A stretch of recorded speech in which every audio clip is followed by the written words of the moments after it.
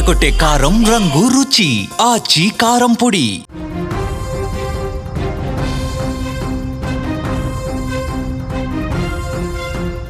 నవీన్ యాదవ్ కళ నెరవేరింది, పోరాటం ఫలించింది. మొదటిసారి ఎమ్మెల్యేగా ఎన్నికయ్యారు. ఎన్నికల బరిలో నిలిచిన ప్రతిసారి ఓటమి పలకరించిన ఆ కుటుంబానికి ఫస్ట్ టైం జూబ్లీ హిల్స్ ప్రజలు పట్టం కట్టారు. మొదటిసారి నవీన్ యాదవ్ గెలవటానికి ఎన్నో కారణాలున్నాయి. వాటిలో ప్రధానమైంది ఏంటో తెలుసుకుందాం. నవీన్ గెలుపుకు కారణమైనటువంటి విషయాల గురించి ఈ వీడియోలో చాలా స్పష్టంగా మీకు వివరించే ప్రయత్నం చేస్తాం. ఈ ఉప ఎన్నిక నాటికి కాంగ్రెస్ పార్టీ అధికారంలో ఉంది, అందరికీ తెలుసు. అధికారంలో ఉన్న పార్టీ తరఫున గెలిస్తే నియోజకవర్గానికి అభివృద్ధి పనులు మరింత వేగంగా సులభంగా జరుగుతాయన్న అభిప్రాయం ప్రజల్లో చాలా బలంగా ఉంది.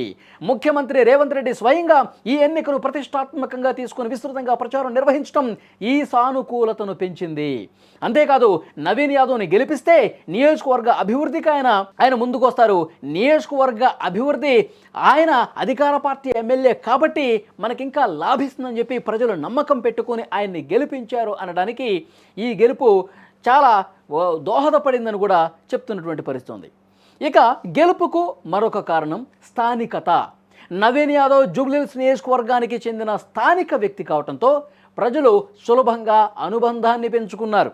గతంలో 2 సార్లు ఓడిపోయిన నియోజకవర్గంలో సామాజిక సేవ చేయటం, నిత్యం ప్రజల్లో ఉండటం, ఇలాంటి పనుల ద్వారా ప్రజల్లో ఎప్పటికప్పుడు ఆయన ప్రజలకు కనిపిస్తూ, ప్రజలు ఏ సమస్య వచ్చినా ఆయనకి చెప్పుకుంటూ ఒక లోకల్ లీడర్ భావన ప్రతి ఒక్కరికి ఆయన కల్పించగలిగారు.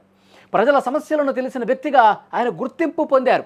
జూబ్లీ హిల్స్ పరిధిలోని బస్తీలు, మురికివాడలు, పేద మధ్యతరగతి కాలనీస్లో నివసించే బీసీ ప్రజల నుంచి బలమైన మద్దతు లభించటం, ఈ వర్గాల ప్రజలు తమలో ఒకరికి రాజకీయ ప్రాధాన్యత లభించిందని భావించి ఆయనకు పెద్ద ఎత్తున ఓటేశారు.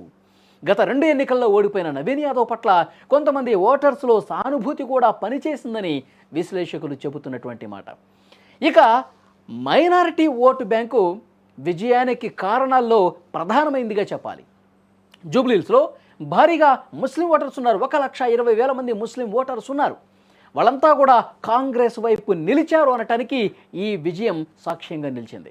బహిరంగంగా కాంగ్రెస్కు మజ్లిస్ కూడా మద్దతు పలకటం, మాజీ క్రికెటర్ కాంగ్రెస్ నాయకుడు మహమ్మద్ అజారుద్దీన్కు క్యాబినెట్లో అవకాశం కల్పించడం మైనారిటీ వర్గాల్లో పార్టీ పట్ల ఒక నమ్మకాన్ని పెంచింది అనడంలో డౌట్ లేదు.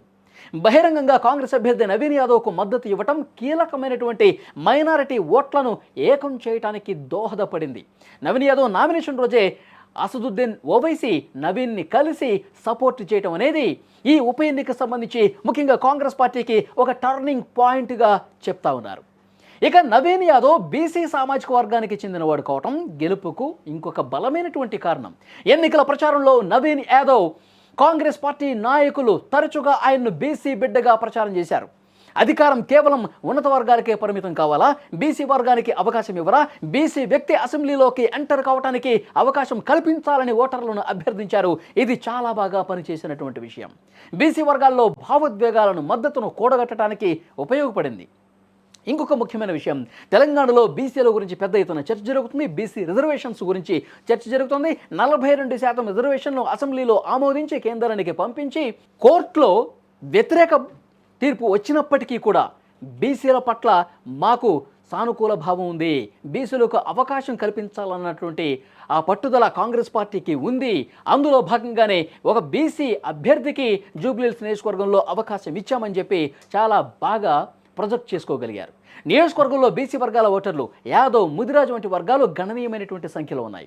బీసీ అభ్యర్థిగా నవీన్ యాదవ్ ఆ వర్గాల ఓట్లను ఏకం చేయటంలో సఫలీకృతమయ్యారు అనటంలో ఏమాత్రం సందేహం లేదు.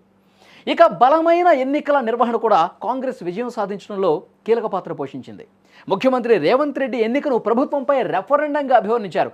ఆయనే కాదు, ఆయన ప్రత్యర్థి అయినటువంటి కేటీఆర్ కూడా ప్రతి సందర్భంలో, ప్రతి ప్రసంగంలో ఇది ప్రభుత్వానికి రెఫరెండం, ప్రజల్లో ఈ ప్రభుత్వం పట్ల సానుకూలత లేదు, ప్రజల్లో వ్యతిరేకత ఉంది, ఈ 2 సంవత్సరాల పాలనకి ఇది రెఫరెండం, ప్రజలు కాంగ్రెస్ పార్టీని వ్యతిరేకిస్తున్నారు, కావాలంటే చూడండి అని చెప్పి కేటీఆర్ చెప్పారు. సరే చూసుకుందామని చెప్పి రేవంత్ రెడ్డి బరిలోకి దిగి ఆయన కార్నర్ మీటింగ్స్లో, బస్తీల్లో ప్రచారం చేశారు. కాంగ్రెస్ పార్టీ 2 సంవత్సరాల్లో ఏమేం చేశారో చెప్పుకుంటూ వచ్చారు. అంతిమ ఫలితం కాంగ్రెస్ పార్టీని నమ్మారు, రేవంత్ రెడ్డిని నమ్మారు, నవీన్ యాదవ్ను నమ్మారు. ముఖ్యంగా మంత్రులు సీనియర్ నాయకులతో కూడా విస్తృతంగా ప్రచారం నిర్వహించడం, అంతా అక్కడే ఉండే నిత్యం ప్రజల్లోకి దూసుకెళ్లారు. కాంగ్రెస్ పార్టీ బూత్ స్థాయిలో కూడా పటిష్టమైనటువంటి ఎన్నికల నిర్వహణ చేసింది. పోలింగ్ ముందు కూడా మంచి పోల్ మేనేజ్మెంట్ చేశారు. ఎక్కడా కూడా నిర్లక్ష్యం ప్రదర్శించలేదు. తమ ప్రత్యర్థి బీఆర్ఎస్ పార్టీ చాలా తప్పులు చేసింది. ఆ తప్పులు మనం చేయొద్దు, ప్రజల్ని కలుస్తూ ఉండాలి. ముఖ్యంగా పోల్ మేనేజ్మెంట్ ముఖ్యం. మనకు అనుకూలమైనటువంటి ఓట్లను పోలింగ్ బూత్ వరకు తీసుకుని వస్తేనే మనం విజయం సాధిస్తామని చెప్పి ప్రతి మినిట్ పోలింగ్ రోజు కూడా రేవంత్ రెడ్డి గారు సమీక్ష చేశారు. ఇవన్నీ కూడా కలిసి వచ్చినటువంటి విషయాలు. సో రేవంత్ వ్యూహాలు, బీసీ అభ్యర్థి, మైనారిటీ ఓట్లు, కాంగ్రెస్ ప్రభుత్వం పట్ల సానుకూలత, ఇవన్నీ కలిసి వచ్చి గతంలో ఎప్పుడు లేనట్లుగా 25,000 ఓట్ల మెజారిటీ సాధించడానికి కారణమైంది. ఇంత గొప్ప విజయం రావడానికి కారణమైందని చెప్పి ఇప్పుడు అభిప్రాయం వ్యక్తమవుతోంది.